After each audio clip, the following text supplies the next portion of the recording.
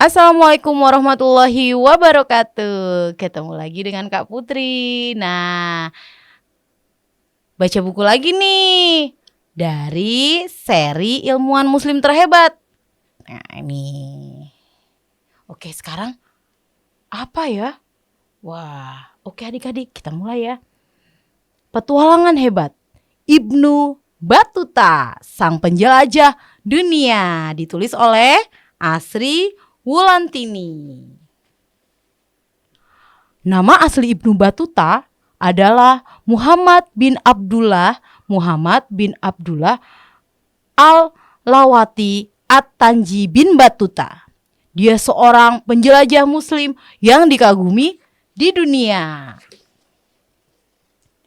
Ibnu Batuta lahir pada tahun 1304 Masehi di Tangier, sebuah kota di Maroko dekat Selat Gibraltar. Ibnu Batuta dibesarkan dalam keluarga yang Islami. Sejak kecil, Ibnu Batuta sudah menunjukkan ketertarikannya pada dunia penjelajahan. Ibnu Batuta sangat ingin menjelajah ke seluruh tempat di dunia karena ia ingin mengetahui luasnya dunia ciptaan Allah. Wah, keren banget ya adik-adik.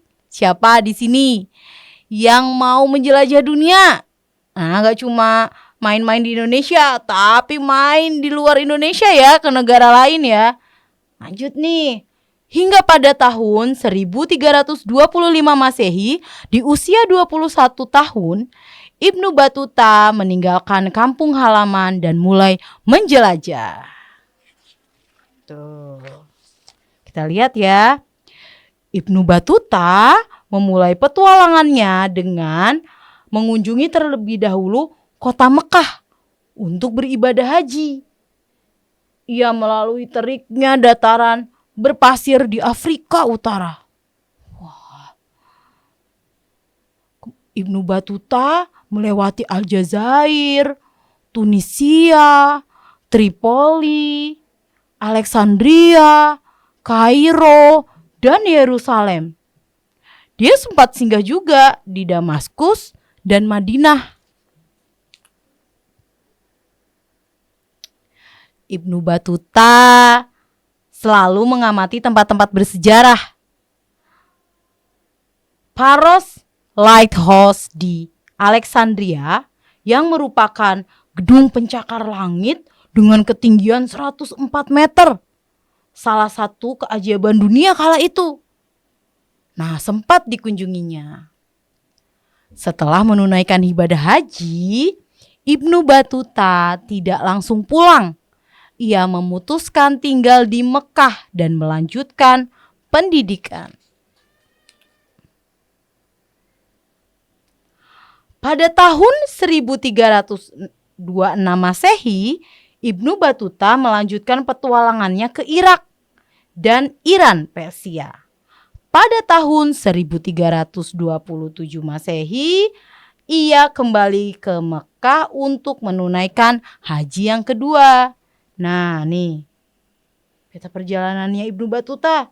Wah, di buku ini nanti adik-adik bisa lihat sendiri ya.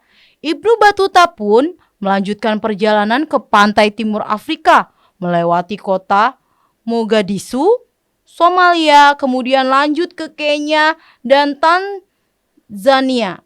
Ia kemudian kembali lagi ke Mekah. Setelah menunaikan ibadah haji ketiga, Ibnu Batuta menaiki sebuah kapal Genoa, berlayar menuju ke Anatolia. Kemudian dia melewati semenanjung Krimen, ya, menuju Konstantinopel, Turki. Di kota Konstantinopel, Turki, Ibnu Batuta sempat mengunjungi Hagia Sophia. Nah, perjalanan berikutnya ia menuju India dan China.